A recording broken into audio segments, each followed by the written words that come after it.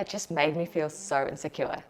Every part of life, every part of being was bothering me. Wearing tight clothes, exercising, sitting down, feel like you're sitting on something. Wearing a bikini, you could see something protruding out the bottom. It was always on my mind.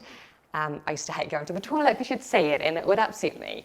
It was difficult or embarrassing or uncomfortable for me to have sex because I was so insecure about it, and so I was always pushing my partner away, and that wasn't good for our relationship either. And I was afraid how that would continue in the future. I didn't want to live like that. I didn't want to live really upset and insecure and uncomfortable about it. If something could be done, I really wanted something to be done. Right. Stitch. Thanks.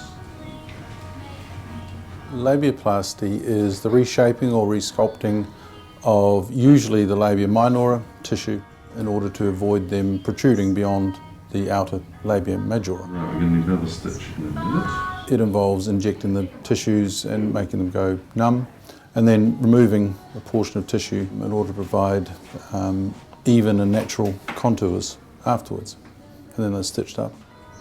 Okay. It's been a steady rise, I think, within the last sort of 5 to 7 years perhaps. Labiaplasty, probably along with breast augmentation, would be the two most popular operations that I do, yeah. I'd say that's an amazing transition from a procedure which was virtually unknown 10 years ago.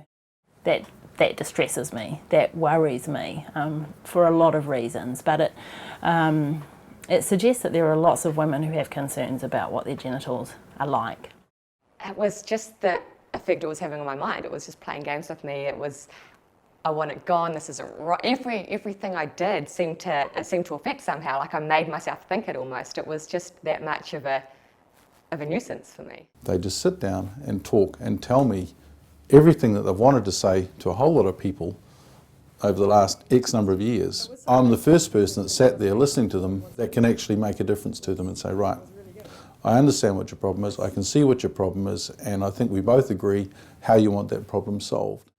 It's perfectly normal and healthy for women to have variations in the sizes and shapes and some asymmetrical qualities to their vulva and their genitals, and we're concerned that women are being exposed to messages that that's abnormal or somehow pathological, and are therefore pursuing cosmetic genital surgeries on the basis that there's something wrong with them, when in fact their genitals are perfectly within the normal range.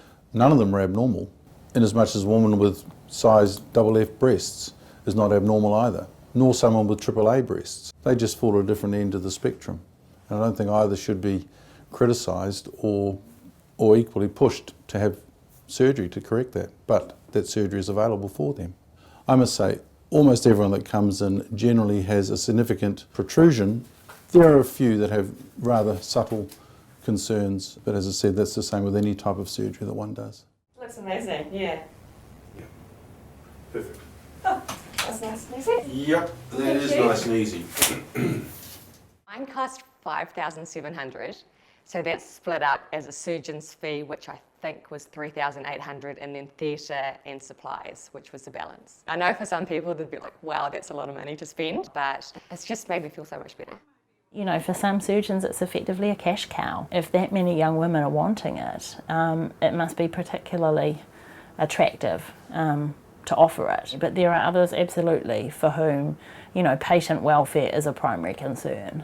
I don't think about that side of it at all, because if I'm not doing labiaplasty surgery, I'm doing some other type of surgery, so it really doesn't make any difference. You see, I can fill my time, and it's not all about pushing surgery. It's not about pushing any particular type of surgery at all. But what I mean is, what does it tell us about our culture, and what does our culture become when we have this in our culture? So how does labiaplasty being advertised by surgeons, being very heavily promoted, particularly by some surgeons in the US, how does that kind of teach women that certain genital forms are unappealing, like legitimately unappealing, because, you know, you can get them fixed now, you can get them made better.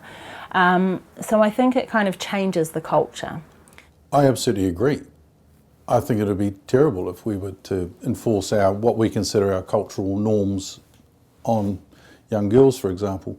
But equally, I think you need to look at the other side of the coin. Is it fair to leave a girl who has exceedingly protruding labia minora to the extent where she won't get changed in front of her friends, where she's embarrassed to put on swimsuit in front of her friends, ahead of someone who's got breasts that are large, pendulous, bothersome, functionally causing problems? Is there a difference between those two? Is it fair to say, well, you can do a breast reduction on this girl and not address the other girl's concerns? It's a very individual situation. The thing that concerns me is that we have a culture where there is still not a lot of great sex education. We don't have good sexuality education in schools, really thorough sexuality education. Girls don't necessarily have full information about the diversity of genitalia, what's normal, developmental changes through adolescence. We have good evidence in New Zealand that we're not doing a good job of that, and when we don't support young people to understand the normal diversity of their bodies, then things like the uptake of cosmetic genital surgery are an inevitable downstream effect. I don't think we've got the sort of sex education that we probably need.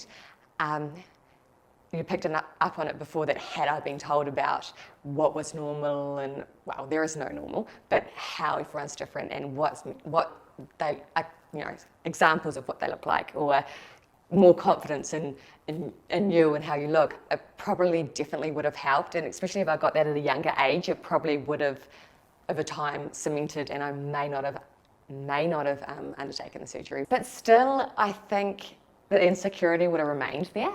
I just feel if something upsets you and makes you feel that insecure and uncomfortable, what is wrong with trying to correct it if there's a way to do it? Wearing tighter clothes isn't uncomfortable, and riding a bike isn't uncomfortable, and sitting down normally doesn't feel like I'm sitting on a stone or sitting on a couple of stones under me. And I know that those stories of transformation exist, and if you have so much distress about your genitals, then I'm sure that absolutely is the case.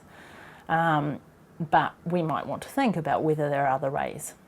Is it not possible to change the way that you feel about your body? It was about me feeling comfortable in my body, and I am just a completely average Joe Bloggs. And I think for those people who are doing it for the right reasons, I mean, that's what it's for. I don't think it should be used as a tool for perfection.